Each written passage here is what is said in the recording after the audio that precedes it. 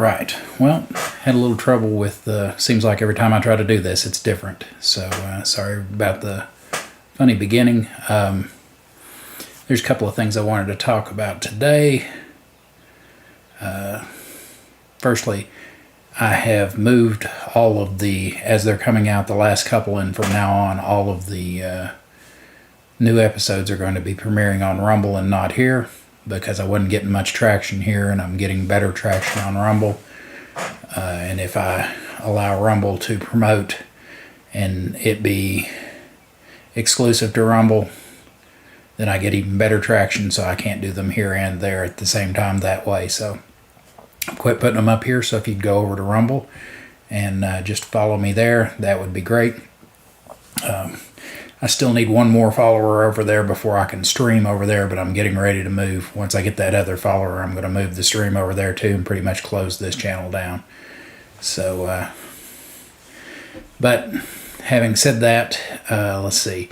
We recorded our first episode of the second half of the first season of Slow Children, or excuse me, of Shadows of Balak this past Saturday. I had a new player, Gary, and a new player to you all, Alex. He's been playing in my games since 96, I guess. Yeah, about 96, I think, is when we met. So, 29 years. And then, of course, my wife, Jolene, was also playing a second character in there, and I'll introduce those shortly. Let's see. Is there anything else about that?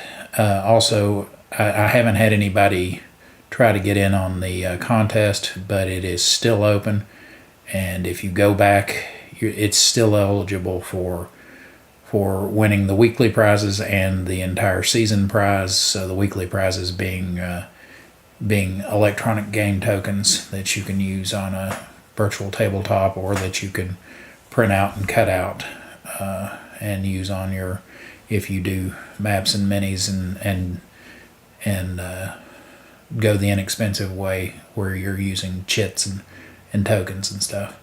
And then the season long prize is that hang on, let me get it and I'll show it to you.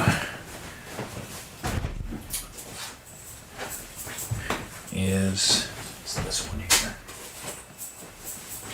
This dice bag that is a chainmail dice bag made from aluminum rings that are golden in color. If I remember right, it holds about 70 normal size dice, which is enough for quite a few complete sets. So, and that is if you happen to correctly answer all of the weekly questions, you're in the running for that. Let's see. Okay, well then let me get on to introducing the new characters. I tried to do it in an earlier episode, and I'm still learning the streaming software here and had forgot to set up the mic. I'd set it up as a different scene and forgot to set up a mic on it. This time I've got the entire thing on one scene, so let's see. I guess I can go ahead and turn these all on. Why they have turned off, I don't know. Maybe just because they're not showing. There we go. Sorry, I gotta play around with something. Alright, so first we've got the first character is going to be Gary's, and his name is Django. He's a half-elf earth cleric, and he is kind of neutral, and considering the rest of the group leans neutral to evil, He's going to probably be the closest thing to a moral compass that they have. Then you've got, let me see, she's got a Scandinavian sounding name, so I got to make sure I'm pronouncing it right. Dödsfall, something like that. Yeah, Dödsfall. And that is Jolene's character. And then once we get to where at the beginning of the second season that these two groups come together, she'll decide if she wants to play that character or if she wants to play her halfling character or not. But Dödsfall is a half-elf as well, and she is a necromancer defiler. Then we get to the last of the PCs in that group, and that is Gregorus, and he is a Maul gladiator. As if the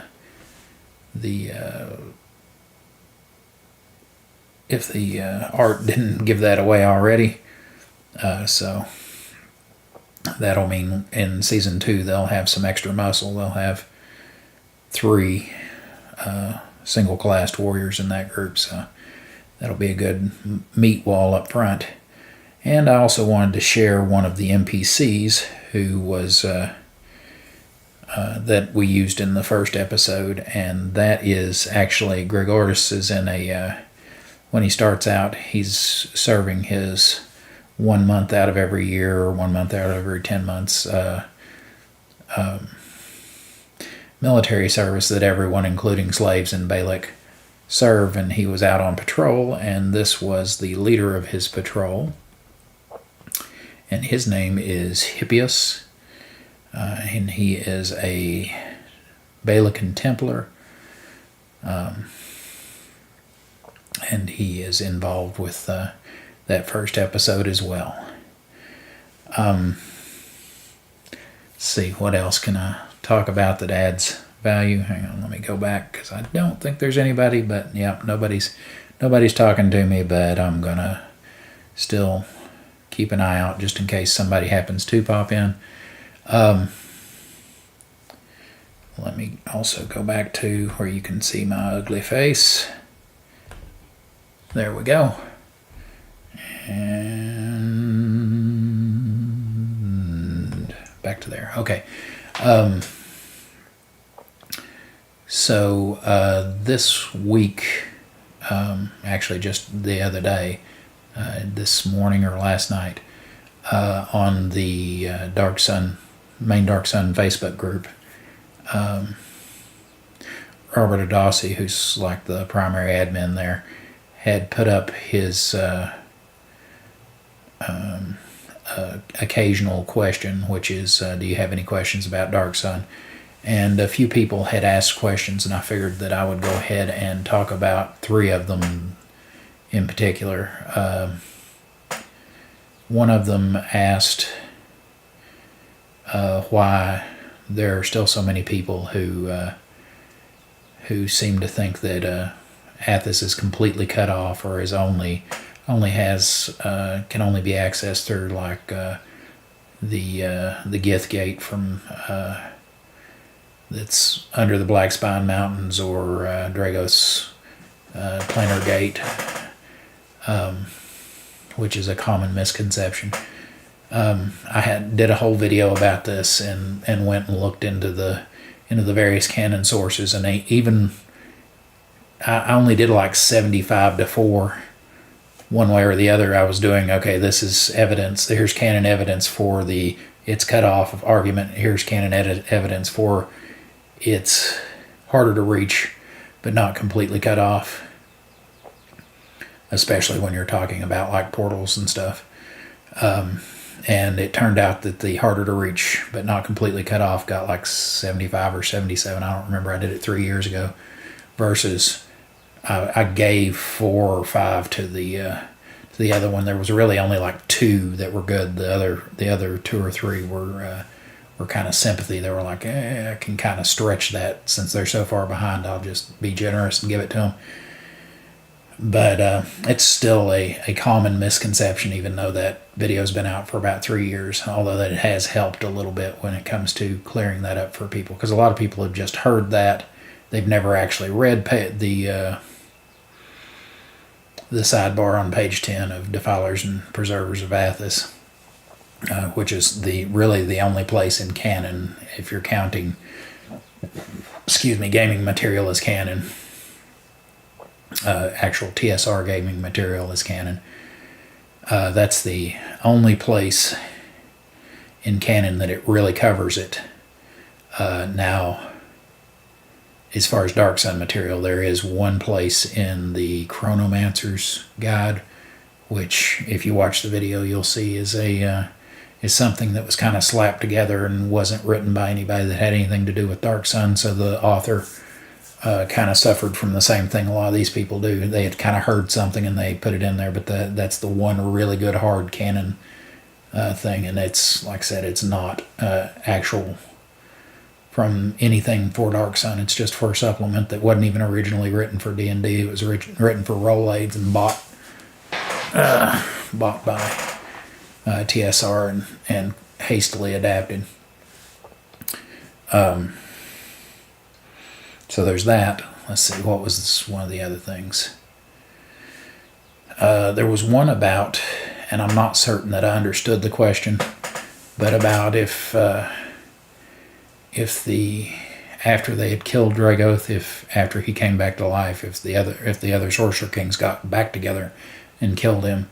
And I didn't answer that because I wasn't sure if they were under what context they were talking about, but in actual published 2E stuff, no. He's still at the end of the Dark Sun run there. He is still awaiting what they call the Day of Light. He's still trying to get all his ducks in a row so that he can go up and invade Rame and get his revenge first on Abla-Tree and sacrifice everyone in that city on his altar and become what he believes will make him a god, and then he'll have his revenge on the others. But that's kind of where they leave it at the end of that, at the end of the Dark Sun run for 2E. So as far as 2E is concerned, that's actually published 2E, then no, they had not come back after him because they didn't know that he had risen again. He'd been taken down into the catacombs and resurrected. He resurrected there, and then he brought people down kind of secretly down and found New Gustanal and brought people down there secretly and has been secretly living under there. And they pretty much are just like, oh, well, he's dead in that old ruin over there somewhere. We're not worried about him. We've got each other to worry about still. So, yeah, the Sorcerer Kings didn't go after him. What was the other one? Oh, yeah, somebody asked about if particularly weapons and armor made from inferior materials like, the obsidian stone, bone, and wooden weapons, or say, this isn't an example they gave because they didn't give any examples, but they did ask about armor, so I'd say like Kank plate instead of metal plate, if it were enchanted to be magical, whether it would still be durable, or if it would have increased durability like normal magical weapons or armor do. And I got to looking around and because I had a feeling, I couldn't say for sure, but I had a feeling that of course it would. It's still been enchanted. It may still not be as tough as because of what it's made of as its metal counterparts, and that's pretty much what I found. I looked in several places in the Dungeon Master's Guide, and then made sure by looking in the Dark Sun rules book that nothing had been changed there. But basically, it said that, say, it's first of all, for an item to make a save, it has to either be not being carried by a person, or if it's making a save against a particular type of damage, the person who is carrying it or wearing it has to have already failed their save versus the type of damage, which means that the full damage is hitting that person, so it's hitting all their items. And then once it gets to that, say it's plus 2. What was the example I gave? A plus 2 obsidian sword. Well, it's going to save on table 29, which I believe is on page 39 of the original second edition Player's Handbook. It's going to save as glass, but it's going to get a plus 2 to that save. So it will be more durable because of that.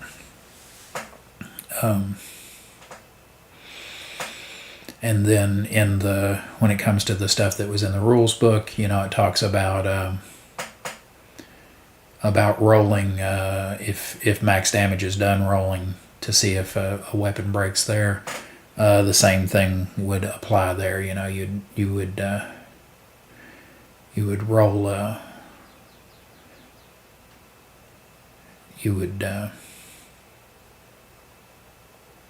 Well, now that I think about it, I don't know exactly how that would work, because you're trying to hit 20 and there's no way to hit 22. So I don't know. I'll have to think about how we do that. I didn't go into that in my answer there. Is the reason I was just thinking through that here and adding it on. I'd have to think about how you'd handle that there. That might be an excuse for a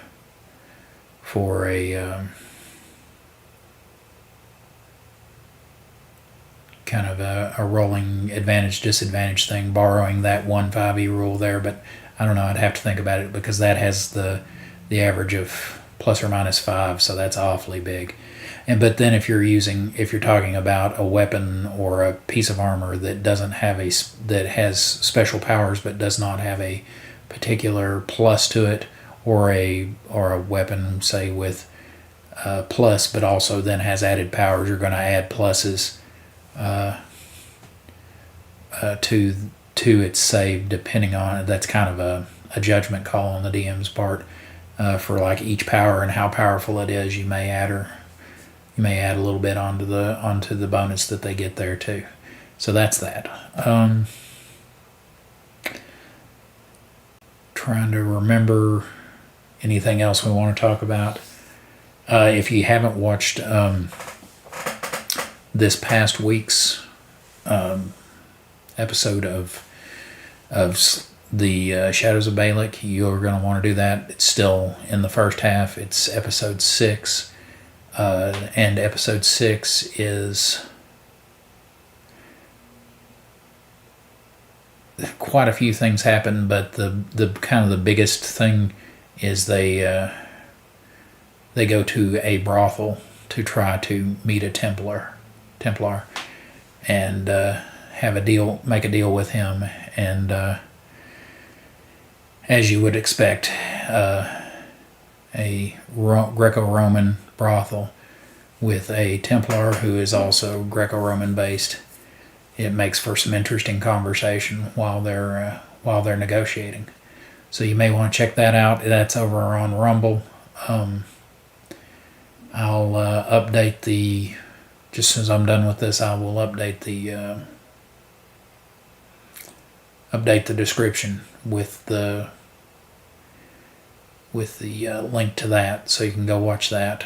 And remember that next week on Rumble, Wednesday at 8 o'clock is when the episode 7 will premiere. So, and if anybody watches this before then, if you could watch during the premiere, that helps a whole lot. They see that there are a lot of people that are interested in seeing it right when it comes out, so they'll push it out to more people. So that would help me greatly. I guess that's about all I've got to say. Hopefully by this time next week I won't even be on YouTube. I'll be over on Rumble, and hopefully some of you will follow me over there. I'll hope to see you there. You have a great day.